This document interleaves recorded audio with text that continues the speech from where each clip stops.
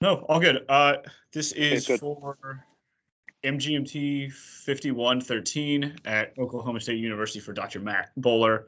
I am sitting virtually with Andy Caulum, project manager for the east half of the Southwest Light Rail Transit project in Minneapolis, Minnesota. So, Andy, just to kind of start off with some easy ones, do you have any like formal management or leadership training? Well, formal is kind of a loaded word for me, but at Metropolitan Council, they do offer management training that I've enrolled in and have taken, I would say, approximately 24 hours worth of training if I were going to put a number on it at the council.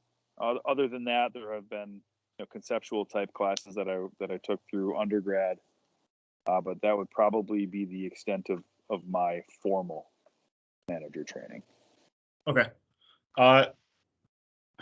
Do you use any personality testing or strength finder stuff for the people on your team? I don't. I've been exposed to it, and I've kind of seen where it could be useful, but again, at Met Council, I'll say the hiring process is pretty regimented, and once we've selected a candidate, there may be some benefit to doing something like a personality testing or strength finders after the fact, just to sort of shape your team, but that has not occurred at this point. Sure, that makes sense. And then how big is your team? How many people do you manage? I think directly I have 5 or 6 employees that work directly for me. Indirectly with my counterpart, there's another 5 or 6. And on top of that, we have a consultant staff that works for us as well. So I think the real number is probably closer to 20, but formally in the 5 to 6 range. That makes sense. Okay. So I think as far as like the quick hit things, that's kind of what I wanted to just get a background on. But I know you and I have talked about a lot of this stuff kind of offline in the past, but to start with like a big one, what do you think is the best management advice that you've received? The best management advice I've received. Sorry, I had to click off a call there. Yeah, no problem.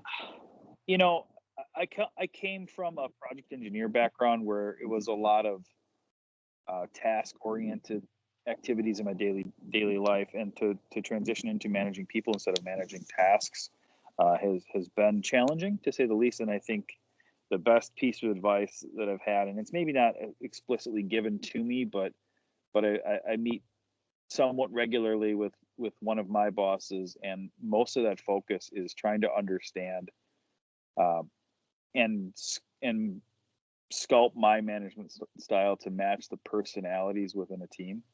Right? You can't go through a project like ours, Sam, and work on a team as extensive as ours and not have to sort of play a little bit of a chameleon to make sure you're communicating effectively with people. And I think it's just recognizing and understanding that management is as much about connection with people as it is getting the results, because the results should follow.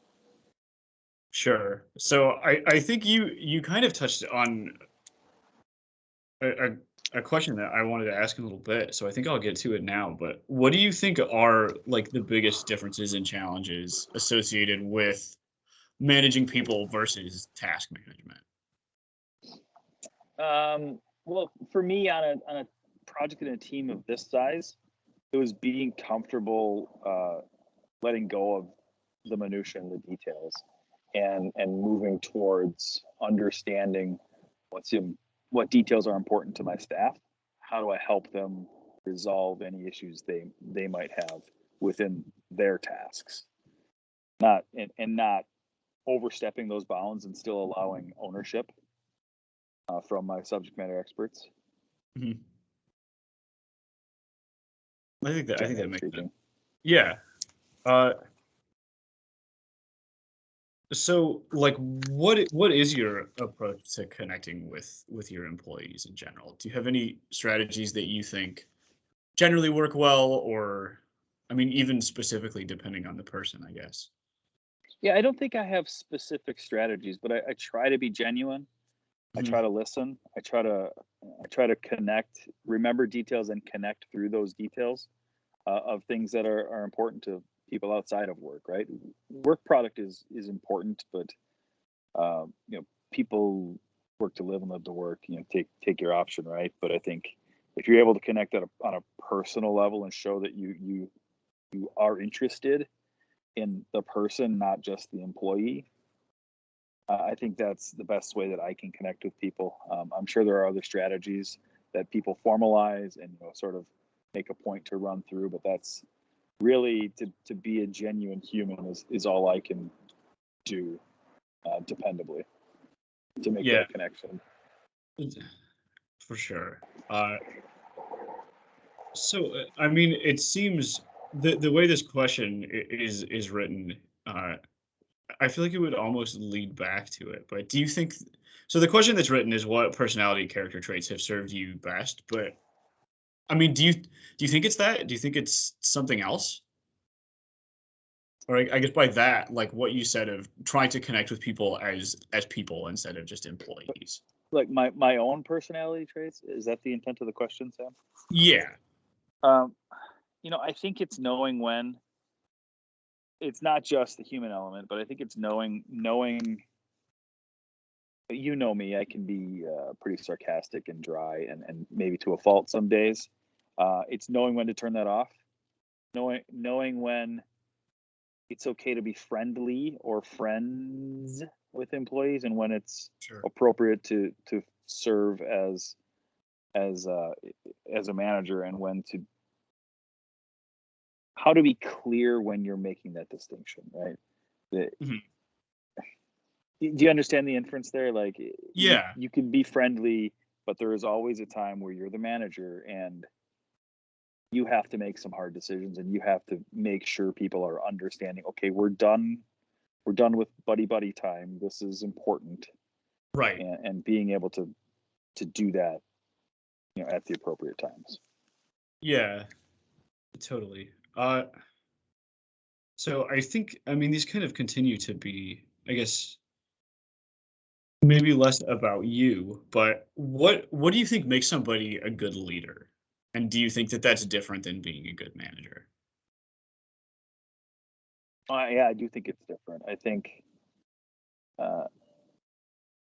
yes and no. I guess I'll say as I think about it a little more. I think to be a good leader, you need to have a strong personality. I think you need to be likable. I think you need to. Confidence is important to be a leader, in my opinion. To be a manager, I think confidence and competence are important. Like, you could probably wing it. I'll get the example I'll give you is PJ Fleck, right? As we live in Minneapolis, right? I think That's PJ Fleck is a great leader. He exudes confidence. Not being a football expert, but knowing a thing or two, I think that he lacks competence. So I don't think he manages that very well, but I think he leads very well. right. That would be the distinction that I would say. But I think in general, it is that competence, confidence, and humility as sort of a close third to understand that, hey, you are the leader, you are the manager here, but to be able to effectively do that with a team, you need to have humility all the time. Yeah, I think so too. I think it's interesting that you mentioned that, because when I did the same exercise with your counterpart a week and a half ago, humility was one of the big things that Michelle talked about a lot, and in a lot of different arenas of managing. Which I mean, I agree with. I think we, in lectures we've been talking a lot about management styles, and it seems like one of the things we come back to is that you need to be knowledgeable. But if you flaunt your knowledge in a way that's not productive to the team, like, you're not really helping anybody. Or along the same vein, you need to be knowledgeable, but you also need to understand when there's someone in the room or a member of your team who's more knowledgeable than you. And you need to be able to get the information you need from them, but they still need to be your expert. and you need to be comfortable with that. Yeah, I agree. So as you've developed as a manager from more of like a project engineering role, what do you think has helped you most in growing as a manager or in developing those skills? Is it people? Is it books? Just like on the job experience? I think what's helped me the most, Sam, is having managers above me, having a relationship with managers above me where they're giving me honest feedback. Being relatively new to managing white collar employees, I'll say, in a previous life, managing laborers and operators and Mhm. crews is significantly different than managing a team of engineers. And having a relationship with managers who will give me honest feedback and frankly, good or bad, and help me understand where they're seeing weaknesses, or or the team is seeing weaknesses or strengths, right, or things Mhm. that are going well. So I think that's been the biggest way for me to develop in the last handful of years here at the council.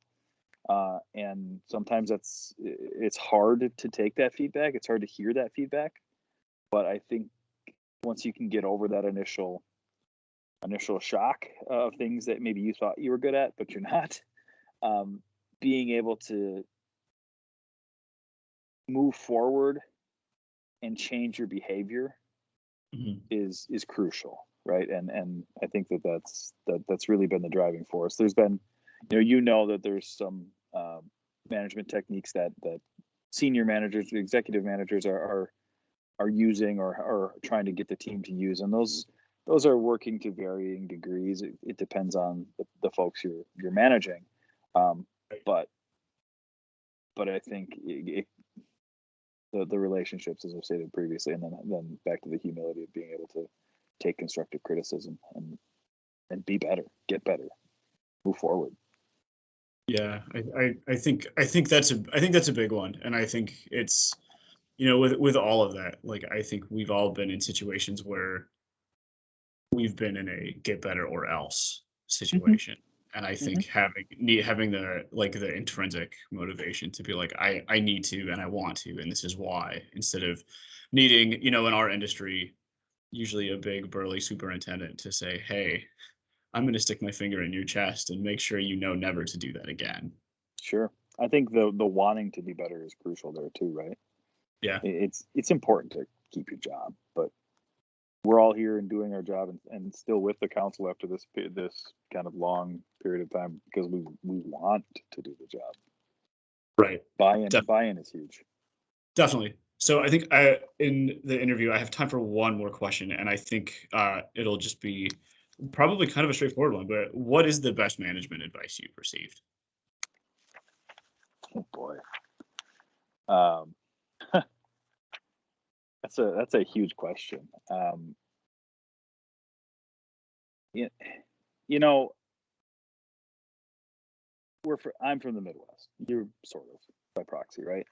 Um, but I guess the point is, we don't like conflict. We like to please, and you have to be you have to be comfortable knowing that some of the decisions you're making aren't going to be popular, or aren't with everyone that's going to be impacted by those decisions. And as soon as you can understand that and find a way to deliver those types of decisions in a way that people understand why you have to make those decisions, Mhm. you're a step ahead, right? And I think that's the biggest piece I've gotten from some of the more experienced managers that I work with on this project is you're going to have to make those decisions, and you're going to have to be comfortable making those decisions, and you're going to have to be comfortable on explaining why they have to be made. Right. I think that's awesome. That's a really great perspective. So I'm out of time on this, but Andy, thanks. I really appreciate it. My pleasure, Sam.